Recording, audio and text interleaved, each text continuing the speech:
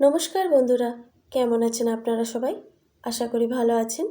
আর পূর্বাস কিচেনে আপনাদের সবাইকে স্বাগত জানাই।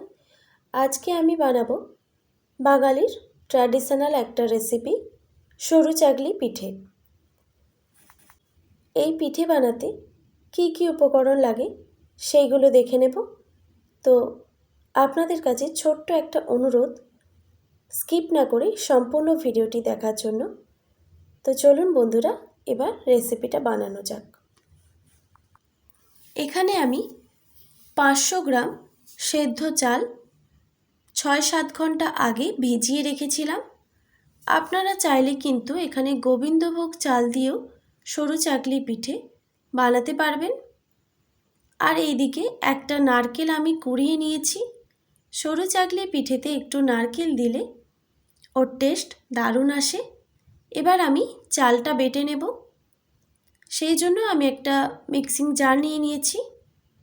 সব চাল একসঙ্গে বাটা যাবে না, সেই জন্য অল্প অল্প চাল দিয়ে আমি বেটে নিচ্ছি। দিয়ে দিচ্ছি স্বাদ মতো নুন আর সামান্য একটু জল দিয়ে ভালো করে চালটা বেটে নিতে হবে, একদম মিহি করে।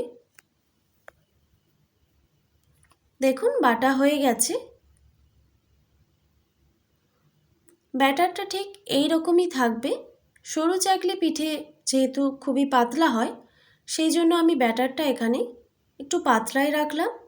সামান্য একটু নারকেল কোড়ানোও আমি দিয়ে দিলাম ওর মধ্যে। তারপর আবারও আমি মিক্সিতে আর একবার গ্রাইন্ড করে নেব। দেখুন হয়ে গেছে, ব্যাটারটা একদম রেডি। এইভাবে আমি সব চালগুলো বেটে নেব। তারপর পিঠেটা বানানোর জন্য আমি এখানে একটা ননস্টিকের তাওয়া নিয়ে নিয়েছি। তাওয়াটাকে ভালো করে প্রথমে গরম করে নিতে হবে। তারপর হাতায় করে এক হাতা এরকম ব্যাটার দিয়ে এভাবে একটু ঘুরিয়ে নিলেই হয়ে যাবে।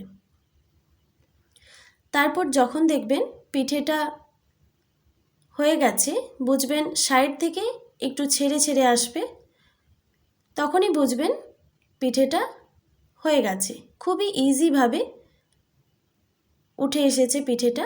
দেখুন কতটা পাতলা হয়েছে। আর একটা পিঠে আমি আপনাদের করে দেখাচ্ছি। তো এইভাবে খুব সহজেই আপনারা বাড়িতে পিঠে বানিয়ে নিতে পারবেন।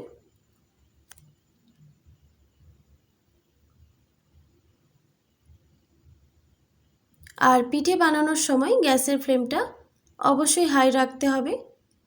খুব সহজেই পিঠেগুলো উঠে আসছে। এইভাবে আমি সব পিঠেগুলোই বানিয়ে নেব। রেডি হয়ে গেল গরম গরম সরু চাকলি পিঠে। তার সঙ্গে আমি পায়েস রেখেছি। আপনারা চাইলে আলুর দম দিয়েও পরিবেশন করতে পারেন।